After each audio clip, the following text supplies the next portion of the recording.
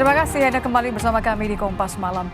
Saudara, Polda Sultra kini ikut menangani dugaan penyalahgunaan anggaran pembangunan gerbang wisata Kendari Toronipa yang menelan biaya 33 miliar rupiah.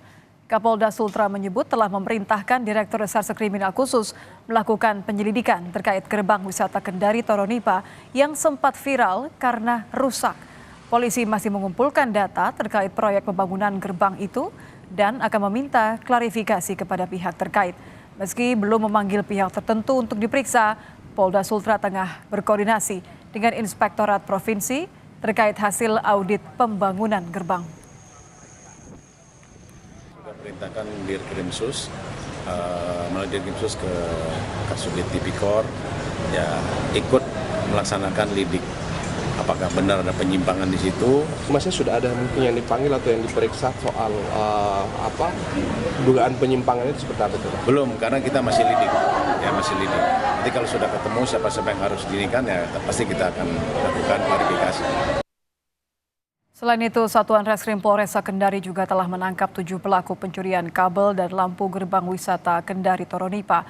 Polisi menyebut ke-7 pelaku memiliki peran berbeda, mulai dari memotong kabel, mencopot lampu, hingga menjual hasil curian. Polisi menyebut para pelaku menggunakan uang hasil penjualan kabel dan lampu untuk judi online. Ke-7 pelaku telah ditetapkan sebagai tersangka dan ditahan di rumah tahanan Mapolresta Kendari. Yang dicuri adalah lampu, kabel dari tugu gerbang wisata Toronipa. 7 orang pelaku dengan peran yang berbeda-beda dan diketuai oleh 1 orang korlap. Ada 2 kasus yang sedang ditangani, dugaan perusakan dan dugaan penyelewengan dana pembangunan gerbang wisata yang mencapai 33 miliar rupiah. Lebih lengkapnya kita sudah tersambung dengan Kabid Humas Polda Sultra, Kombes Iis Kristian. Selamat malam Pak Iis. Selamat malam Mbak Nitya. Pak Is, saya memulai dari 7 orang yang ditangkap. Ini kan terkait dengan aksi perusakan atau pencurian lampu dan kabel ya. Tapi apakah 7 pelaku ini merupakan pelaku yang sama? Perusakan gerbang yang ramai jadi sorotan warga. Baik, jadi sebagaimana yang sudah dirilis oleh Polresta Kendari, bahwasanya Polresta Kendari sudah menangani kasus pencurian, yaitu berupa lampu, di mana modusnya yaitu dengan memotong pipa kabel, kemudian menarik pipa kabel tersebut dan memanjat untuk mengambil lampu itu dengan cara memanjat. Nah, lokasi daripada lampu itu memang berada di gapura tersebut, Mbak. Jadi maksudnya ketika ada video viral bahwa gerbang ini rusak, ini merupakan bagian dari upaya pencurian tadi? Jadi penanganan kasus pencuriannya ini berdasarkan pengaduan yang diterima oleh Polresta Kendari, yaitu pengaduan pada tanggal 5 September, Mbak. Oke, berarti ini berbeda ya. Saya mohon untuk diklarifikasi. Jadi sebenarnya adalah pencurian lampu dan pemotongan kabel ini apakah satu kejadian yang sama dengan rusaknya gerbang yang kemudian viral di media sosial menjadi omongan warga?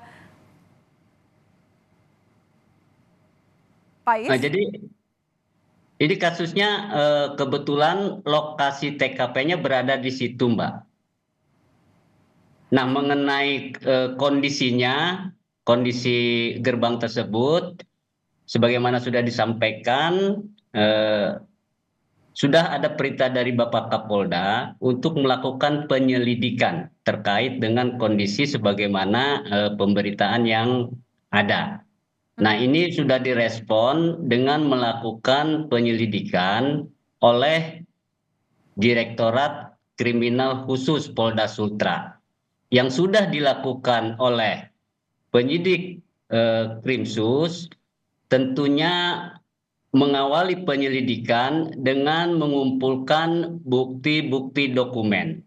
Nah, bukti-bukti dokumen ini yang nantinya guna kepentingan penyelidikan akan didalami, dan saat ini sudah beberapa dokumen dimintakan berupa salinan atau kopinya dari dokumen-dokumen pekerjaan Gapura tersebut.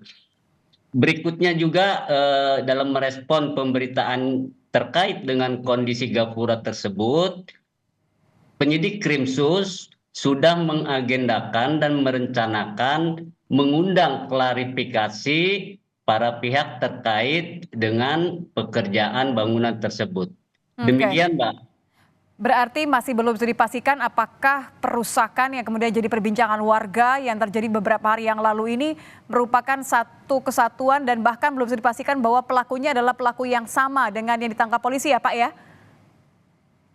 Nah, jadi pencurian ini dilakukan dengan jalan merusak, yaitu memotong, Mbak, yang kebetulan berada atau TKP-nya di gerbang tersebut.